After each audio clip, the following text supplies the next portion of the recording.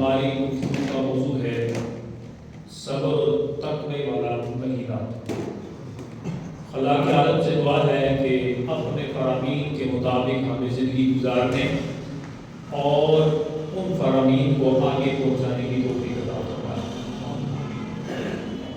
الحمدللہ اللہ پاک کے فضل اور اس کے احسان سے ایک مرتبہ پھر ہماری زندگیوں کے اندر، ہماری زندگی کے اندر دوبارہ سے وہ برکتوں والا، وہ رحمتوں والا، وہ نورانی گھٹائیں چھا جانے والا مہینہ ماہ صیام، ماہ رمضان شریف آنے والا ہے۔ چند ہی گھڑیاں باقی ہیں۔ آئندہ جمعہ انشاءاللہ رمضان المبارک کے اندر ہم جمعہ المبارک کی ادائیگی کریں گے۔ یہ برکتوں والا مہینہ آتا ہے، اس مہینے کے اندر ہمیں یہ معلوم ہوتا ہے کہ شیطان کو قید کر دیا جاتا ہے، جنت کے دروازے کھول دیے جاتے ہیں، جہنم کے دروازے بند کر دیے جاتے ہیں، لوگ عبادات کی طرف مشغول ہو جاتے ہیں، تسبیح و تحلیل کرنے لگتے ہیں، اللہ تعالیٰ کی جانب سے بھی بخشش کے فرمانے سنائے جانے لگ جاتے ہیں، بلکہ افطار کے وقت لاکھوں لاکھ لوگ جن پر جہنم واجب ہوتا ہے رب ان کی بخشش فرماتا ہے۔ اور پھر یہاں تک کہ وہ مہینہ ایسا برکتوں والا ہے کہ جس کے اندر نفلوں کا ثواب فرضوں کے برابر کر دیا جاتا ہے، فرضوں کا ثواب 70 گنا بڑھا دیا جاتا ہے۔ بس بندہ اپنے رب کو پکارے تو صحیح، اس کی پکار پوری کی جاتی ہے، دسترخوان سج جاتے ہیں، گھروں میں رونقیں بحال ہو جاتی ہیں، مسجدوں کے اندر لوگ کھچا کھچ کھینچے چلے آتے ہیں، ہر ہاتھ کے اندر تسبیح اور قرآن کی تلاوت کی طرف شوق و ذوق کے ساتھ بڑھتا چلا جاتا ہے۔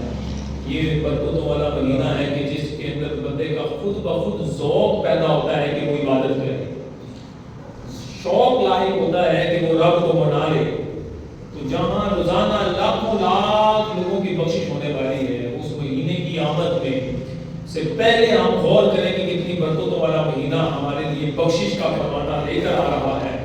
تو علماء فرماتے ہیں جس نے رمضان کا مہینہ پایا اور اپنی بخشش نہ کروائی وہ محروم شخص ہے۔ تو ظاہر نصیب یہ رمضان مبارک آئے تو ہم واقعاتاً اپنے رب کے حضور سچے دل سے تائب ہو کر اپنی بخشش کروانے کے لیے اور رب کی رضا کے کاموں میں مشغول ہو جائیں۔ بلکہ یہاں پر میں ایک حدیث مبارکہ آپ کے سامنے رکھتا ہوں۔ حضرت سیدنا ابو ہریرہ رضی اللہ تعالیٰ عنہ کی یہ روایت ہے، آپ وہ صحابی ہیں کہ جن سے سب سے زیادہ نبی پاک صلی اللہ علیہ وسلم سے احادیث کا گلدستہ امت تک پہنچا، اس صحابی رسول۔ اور یہ حدیث مبارکہ جہاں سے میں آپ کو بیان کر رہا ہوں، اس کا ریفرنس کوٹ کر رہا ہوں، یہ انسائکلوپیڈیا ابن ابی دنیا کا موسوعہ کو ابن ابی دنیا ہے، فضائل شہر رمضان، یعنی رمضان کے مہینے کے فضائل پر، جلد نمبر 1 صفحہ نمبر 364 ہے، حدیث نمبر 13 ہے۔ فرماتے ہیں کہ سیدنا ابو ہریرہ رضی اللہ تعالیٰ عنہ فرماتے ہیں ایک مرتبہ حضور کریم امام الانبیاء علیہ السلام کی بارگاہ بیکس پناہ میں حاضر تھا، تو نبی پاک صلی اللہ علیہ وسلم نے جن جملات کو ترتیب دیا، جن کلمات کو آپ نے مرتب فرمایا، آپ نے اپنا خطبہ ارشاد فرما رہے تھے۔ یہ گویا کہ یوں کہہ لیجیے کہ جس طرح جمعے، یہ والا جمعہ رمضان کی آمد سے پہلے کا، تو آقا علیہ السلام رمضان کی آمد سے قبل لوگوں کو خطبہ ارشاد فرما کے متنبہ کیا کرتے تھے کہ کون سا مہینہ آنے والا ہے۔ آج ہم اسی سنت کو ادا کر رہے ہیں۔ آپ کو سنت کی ادائیگی میں بھی ثواب ہے، اور پھر اس ثواب میں حدیث سنیے گا، میرے نبی پاک نے فرمایا قد جاءکم شہر مبارک، تمہارے پاس مبارک مہینہ آنے والا ہے۔ سبحان اللہ، صحابہ کرام بھی مچل جایا کریں، مسلمان بھی، مومن بھی ذوق و شوق میں آ جاتا ہے، کون سا مہینہ آنے والا ہے؟ مبارک مہینہ آنے والا ہے۔ پھر فرمایا افترض اللہ علیکم صیامہ، اللہ نے اس مہینے کے روزے تم پر فرض کر دیے، اس مہینے کے روزے فرض کر دیے۔ یہ نہیں ہے کہ جمعہ رات کا روزہ رکھ لیا، جمعے کا روزہ رکھ لیا، نہ، پورے مہینے کے روزے فرض کر دیے۔ اور پھر اس مہینے کی فضائل اور برکات کیا ہیں؟ اسی حدیث کے اندر میرے نبی پاک نے فرمایا تفتح فیہ ابواب الجنہ، اللہ جنت کے دروازوں کو کھول دیتا ہے، جنت کے دروازے کھول دیے جاتے ہیں۔ اور ساتھ میں فرمایا وَتُغْلَقُ فِيهِ أَبْوَابُ الْجَحِيمِ، اور رب پاک جہنم کے دروازوں کو بند فرما دیتا ہے۔ اتنی برکتوں والا مہینہ، اور آگے ارشاد فرمایا وَيُغَلُّ فِيهِ شَيَاطِينَ، اس مہینے کے اندر شیاطین کو زنجیروں میں جکڑ دیا جاتا ہے۔ اتنی برکتوں والا شیاطین بھی جکڑ دیے گئے، جہنم کے دروازے بھی بند ہو گئے، جنت کے دروازے بھی کھل گئے۔ بس رب چاہتا ہے میرے بندے مجھے پکارے جائیں، میں ان کو جنت میں نہیں لگا۔ لیکن مسئلہ یہ ہے کہ ہم سستی جنت لینے کے لیے تیار ہیں کہ ایک مرتبہ سبحان اللہ کہہ دو جنت میں درخت لگتا ہے۔ یہ تو حدیث پاک میں ہے، یہ واقعہ فضیلت ہے کہ مطلب ایک مرتبہ سبحان اللہ کہیں تو جنت میں درخت لگتا ہے، اور جنت میں جو درخت لگتا ہے اس کے مفہوم کے بارے میں آتا ہے کہ اتنا بڑا درخت ہوتا ہے کہ اس کے سائے میں ارجن نسل کا گھوڑا بھی 500 سال تک چھوڑتا رہے، اس کا سایہ ختم نہیں ہوتا۔ تو یہ سبحان اللہ کی صدا ہے، لیکن مسئلہ یہاں پر یہ ہے کہ بندہ ان اصول اور حدود میں رہ کر زندگی گزارے کہ جس کا حکم رب نے اس کو دیا، پھر جنت کا حقدار ہوگا، پھر اس کو فائدہ ملے گا۔ مسئلہ یہاں پر یہ ہے کہ بندہ مانتا ہے کہ ہمیں کرنا چاہیے لیکن تیار نہیں ہوتا کرنے کے لیے۔ حضرت ابو جعفر رضی اللہ تعالیٰ عنہ نے روایت نبی پاک کا خطبہ ارشاد فرمایا، بیان دیا۔ آپ نے فرمایا ماہ شعبان کے بعد ماہ رمضان آنے والا ہے، اور ماہ رمضان کی برکتیں دیتے ہوئے بیان کرتے ہوئے فرمایا شیاطین کو جکڑ دیا جاتا ہے، جہنم کے دروازے بند کر دیے جاتے ہیں، جنت کے دروازے کھول دیے جاتے ہیں، اور اللہ رب العزت اس مبارک مہینے کے اندر ہر رات کو یہ اعلان فرماتا ہے۔ میں نے جو پہلے مفہوم بیان کیا ہے اس حدیث مبارکہ سے سنیے گا، اللہ رب العزت ہر مہینے نہیں بلکہ اس مہینے کی ہر رات کو رب پاک ارشاد فرماتا ہے حل من سائل فیعطا، ہے کوئی سوال کرنے والا جس کو دیا جائے، ہے کوئی مانگنے والا جس کو دیا جائے۔ اور پھر آپ حدیث کے اگلے الفاظ ہیں، اللہ کے نبی فرماتے ہیں حل من مستغفر فاغفر له، فرمایا ہے کوئی بخشش طلب کرنے والا جس کو بخش دیا جائے۔ کیا بات ہے۔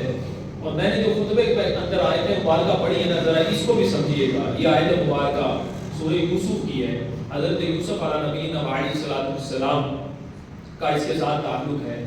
آپ کا ہی قول ہے جو رب پاک نے سورہ یوسف کی آیت نمبر 90 کے اندر میں نے خطبے میں ابھی پڑھی۔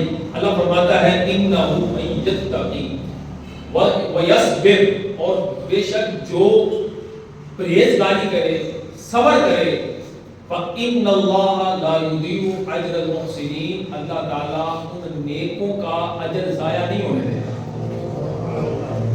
ان نیکوں کا اجر ضائع نہیں ہونے دیتا۔ اب یہ میں آپ کو اس کا پس منظر بیان کرتا ہوں۔ ویسے تو مشہور واقعہ ہے حضرت یوسف علیہ نبینا علیہ السلام کا، آپ لوگوں نے سنا ہے اور کئی لوگوں کو معلوم بھی ہے، لیکن مسئلہ یہاں پر یہ ہے کہ جب حضرت یوسف علیہ نبینا علیہ السلام کے بھائیوں نے انہیں چھوڑ دیا تھا اور کنویں میں آپ کو گرا دیا تھا، یہاں تک کہ یوسف علیہ نبینا علیہ السلام اس کے بعد بازار مصر میں بکنے کے بعد پھر عزیز مصر کے گھر گئے، وہاں پر پرورش ہوئی۔ پرورش ہونے کے بعد عورتوں نے آپ کے ساتھ گناہ کرنے کا ارادہ کیا، لیکن آپ اللہ کے نبی تھے، رب نے آپ کو بچانا تھا۔ گناہ کا تو کیا آپ کے ذہن میں گناہ کا خیال بھی نہیں آیا۔ پھر کیا ہوا، یہاں تک کہ آپ کو ناحق جیل میں ڈال دیا گیا، پھر پابند سلاسل رہے، وہاں سے جیسے ہی آزاد ہوئے آخر کار رب پاک نے ایسا احسان فرمایا کہ آپ کو عزیز مصر بنا دیا، مصر کا بادشاہ بنا دیا۔ اللہ تعالیٰ نیکوں کا اجر ضائع نہیں ہونے دیتا۔ اللہ رب العزت نے یہ مقام عطا فرمایا، اور پھر وہ جو بھائی جنہوں نے آپ کو والد صاحب سے جدا کرنا چاہا تھا، اور وہ جب واپس آئے انہوں نے اپنا اناج اکٹھا کرنا تھا، تو جب وہ مصر پہنچے تو آپ کے بھائیوں نے جب مصر میں آپ کو دیکھا نا، تو حضرت یوسف علیہ نبی علیہ السلام کے ساتھ انہوں نے جو کیا تھا وہ تو ان کو سامنے ہی تھا، لیکن اب حضرت یوسف علیہ نبی علیہ السلام عزیز مصر ہے، انہوں نے تو کنویں میں چھوڑا تھا، لیکن یہ اب مصر کے بادشاہ ہیں۔ اب بھائی کہنے لگے آئنک لانت یوسف، کیا آپ یوسف ہیں؟ بھائیوں نے پہچان لیا کہ ہم نے جو کیا وہ غلط کیا، لیکن یہ یوسف علیہ نبی علیہ السلام ہی رکھتے ہیں. کہا کہ آپ یوسف ہیں. اس وقت جواب کے اندر حضرت یوسف علیہ السلام نے جو فرمایا تھا وہ یہی آیت مبارکہ ہے. فرماتے ہیں، فرمایا قد من اللہ علینا، جو شخص اللہ پر ایمان لے آتا ہے تو اللہ تعالی ہم پر یہ احسان کرے گا. من اللہ علینا، تحقیق اللہ نے ہم پر احسان کیا. کن پر احسان کیا؟ انہ من یتقی ویصبر، کہ جو پرہیزگاری اختیار کرتا ہے اور صبر کرتا ہے. پرہیزگاری اختیار کرتا ہے اور صبر کرتا ہے. فَإِنَّ اللَّهَ لَا يُضِيعُ أَجْرَ الْمُحْسِنِينَ، اللہ تعالیٰ نیکوں کا اجر ضائع نہیں ہونے دیتا. حضرت یوسف علیہ السلام نے پرہیزگاری اختیار کی. گناہ کے ارادے سے عورتیں آئی، آپ کے خیال کے اندر بھی گناہ نہ آیا. بھائیوں نے برا سلوک کیا، آپ نے صبر فرمایا، اور رب نے آپ کے لیے یہ احسان فرمایا کہ آپ کو عزیز مصر بنا دیا. یہ ہے حضرت یوسف علیہ السلام کے ساتھ جو بیتی. پھر حضرت یوسف علیہ السلام نے گویا کہ اپنے بھائیوں کو کہا کہ آپ نے میرے ساتھ بڑا سلوک کیا برا، آپ نے مجھے تنہائی میں چھوڑ دیا، کنویں میں گرا دیا، میں نے اپنے والد سے جدا ہوئے کئی عرصہ بیتا، میرے دل پر بہت بوجھ لگا، یہ میرے پر مشکلات تھی، بڑی مشکلات سنی، کہیں مجھے تنگ کیا گیا، مصر کے بازار میں بیچا گیا، ہر حتیٰ کہ میرے ساتھ مشکلات کا سامنا مجھے چکنا چور کر رہا تھا، حتیٰ کہ پابند سلاسل ڈال دیا گیا، لیکن میں نے اپنے رب کے حضور کبھی بھی نافرمانی نہیں کی، پرہیزگاری اختیار کی اور صبر کیا. تو رب نے میرے پر یہ کرم فرمایا کہ رب نے اس کے بدلے میں مجھے یہ اجر عطا فرمایا کہ آج مجھے مصر کا بادشاہ بنا دیا. اب یہاں پر یہ آیت مبارکہ لانے کا مطلب کیا ہے؟ میں نے اس آیت مبارکہ کو آگے سامنے بیان کیوں کیا؟ علماء فرماتے ہیں کہ دراصل حضرت یوسف علیہ السلام کے کتنے بھائی تھے؟ 11، اور حضرت یوسف علیہ السلام ملا کر 12، تو مہینے کتنے ہوتے ہیں؟ 12. فرمایا 11 مہینے ایسے ہی جیسے یوسف علیہ السلام کے بھائی، اور رمضان المبارک کا مہینہ ایسے ہی جیسے یوسف علیہ السلام. یہاں پر علماء کرام نے جو نقطہ بیان فرمایا ہے وَشَهْرُ رَمْضَانَ بَيْنَ شَهُورِ كَيُوسُفَ بَيْنَ إِخْوَتِهِ، فرمایا رمضان کا مہینہ دیگر مہینوں کے درمیان ایسے ہی ہے جیسے یوسف علیہ السلام اپنے بھائیوں کے درمیان ہے. رب نے جس طرح یوسف علیہ السلام کو مقام عطا فرمایا ہے، اب اس مہینے کے اندر ہم مسلمانوں کے لیے کیا ہے؟ ہم نے صبر بھی کرنا ہے اور پرہیزگاری بھی اختیار کرنی ہے. جب بندہ صبر کرے اور پرہیزگاری اختیار کرتا ہے، رب اس کو عید کی خوشیاں بھی دوبارہ عطا فرماتا ہے، اس کو پھر مقام بھی عطا فرماتا ہے. فرمایا فَكَمَا أَنَّ يُوسُفَ أَحَبُّ أَوْلَادِ إِلَى يَعْقُوبَ كَذَلِكَ الرَّمْضَانُ أَحَبُّ شُهُورِ إِلَى عَلَّامِ الْغُيُوبِ. جس طرح یعقوب علیہ نبی علیہ السلام کو اپنی اولاد، اور بھی تو اولاد تھی، سامنے ہی تھی، 11 بیٹے آپ کے صبح شام سامنے رہتے تھے، لیکن حضرت یعقوب کو جس سے پیار تھا، وہ جس کی پیار کی وجہ سے آپ ہر وقت تڑپتے تھے، وہ یوسف علیہ نبی علیہ السلام، ہر وقت اسی کے دیدار کی خواہش کرتے تھے. دیگر بیٹے بھی تھے، آپ کی بنائی چلے گئی، لیکن دیگر بیٹوں کی برکات کا یہ ظہور نہ ہوا.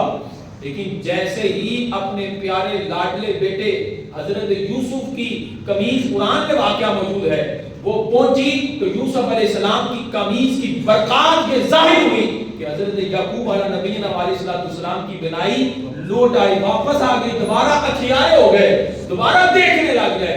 تو پتہ چلا کہ بندہ اگر پرہیزگاروں سے محبت کرے تو ان کی برکات ظاہر ہوتی ہے.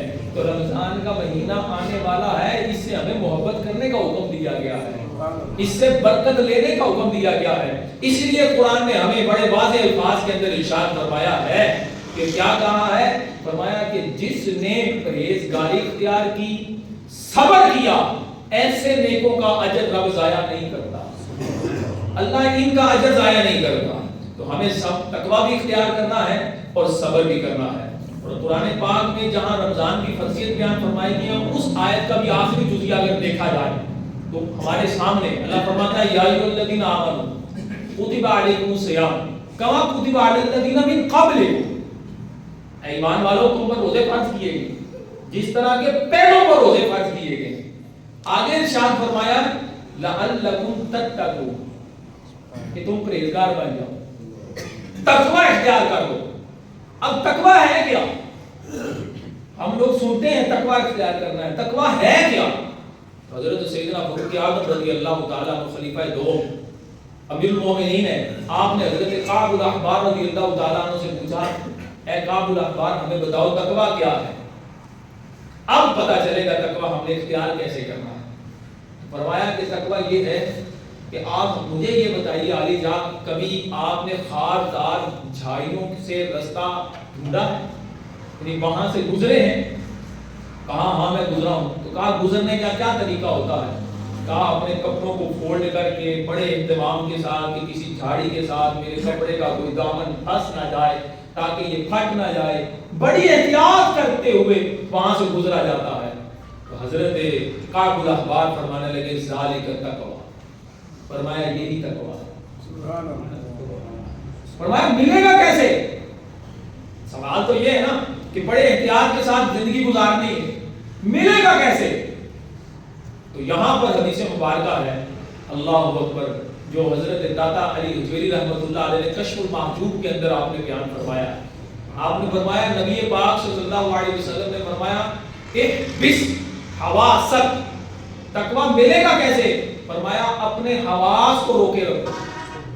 हवास से मुराद हवासे खमसा, आंख, कान, जुबान, ये यानी हवासे खमसा, इनको गुनाहों से रोके रखो, तुम्हें तकवा मिल जाएगा।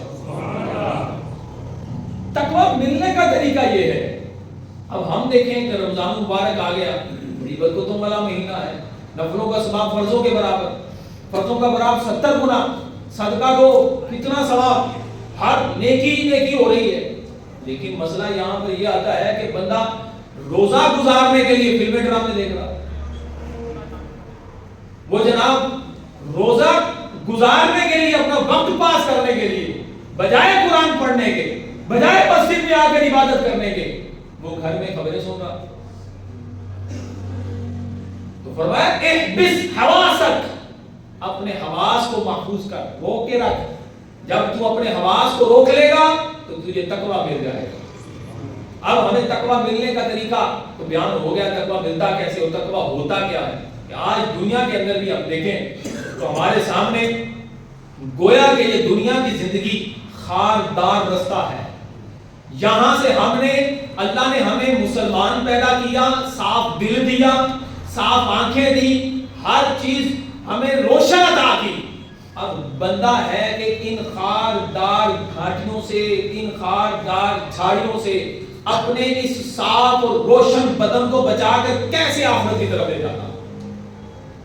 कि इधर देखा जाए तो बदनिगाही की खार है, उधर देखा जाए तो दुनिया की मोहब्बत की खार है, सामने देखा जाए तो शयातीन है, पीछे देखा जाए तो नफ्स शैतान है।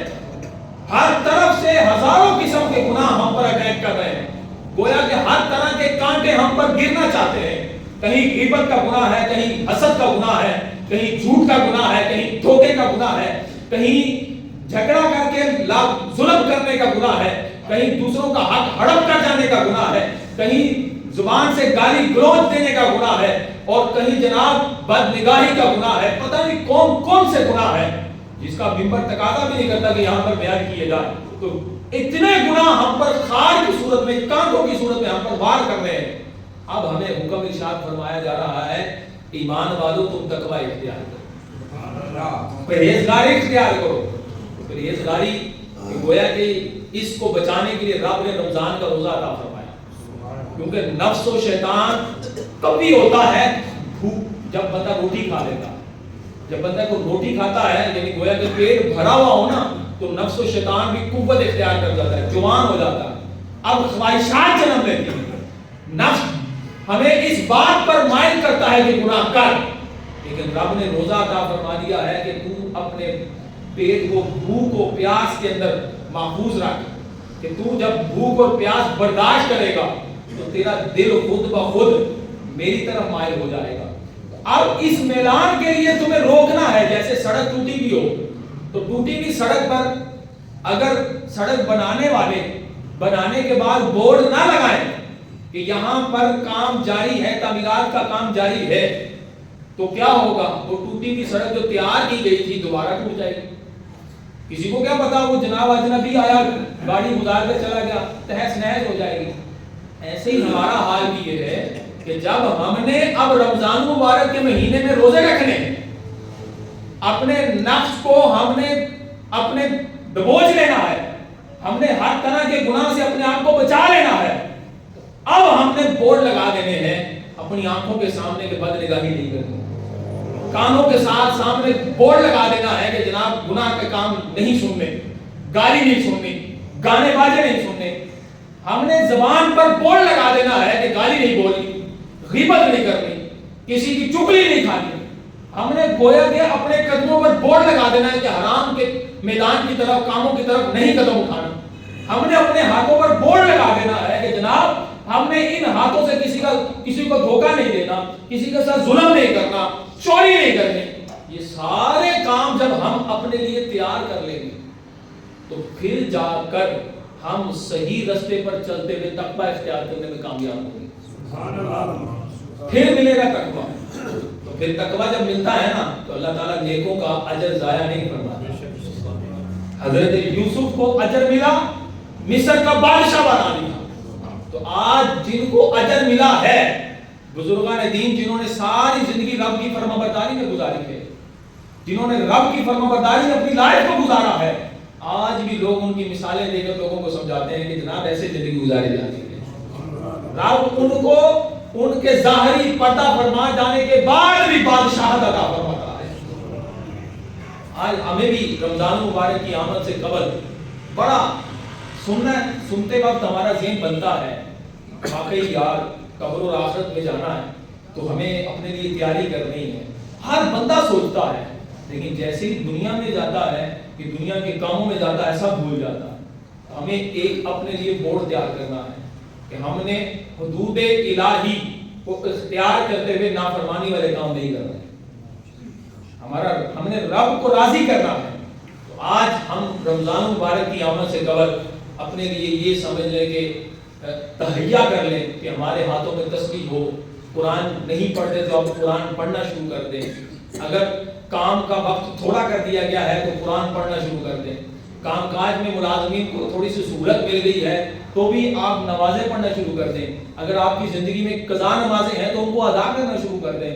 آپ پتہ ہے کہ نفلوں کا ثواب فرضوں کے برابر ہے. ابھی میرے فرض سر پر منڈلا رہے ہیں میری لائف کے, تو آپ فرضوں کو ادا کریں. ابھی آپ لوگوں ہمیں پتہ ہے کہ ہم نے بڑے عرصے سے زکوٰۃ نہیں دی, زکوٰۃ فرض تھی. مال اکٹھا کر کے اپنی زکوٰۃ ادا کرنے کی کوشش کریں. ہم کوشش تو کریں نا اپنے رب کے آگے سچے دل سے ارادہ تو کریں, نیت تو کریں. اللہ مسبب الاسباب ہے, اسباب پیدا فرما دے. کریں گے انشاءاللہ. انشاءاللہ رمضان مبارک کا جو پہلا جمعہ ہوگا اس کے اندر زکوٰۃ کے احکام کے متعلق بیان کیا جائے گا. آپ جلدی تشریف لائیں. بڑے فرض علوم ہیں. زکوٰۃ ہمارا رکن بھی ہے, ارکان اسلام میں سے بھی ہے. اس کے متعلق میں گفتگو کروں گا. آپ لوگ پہلے ہی تشریف لائیں تو انشاءاللہ کوشش کی جائے گی کہ بڑے آسان انداز سے, سہل انداز سے آپ کو احکام زکوٰۃ سکھانے کی کوشش کی جائے. اللہ تعالیٰ عمل کی توفیق عطا فرمائے. وآخر دعوانا الحمدللہ.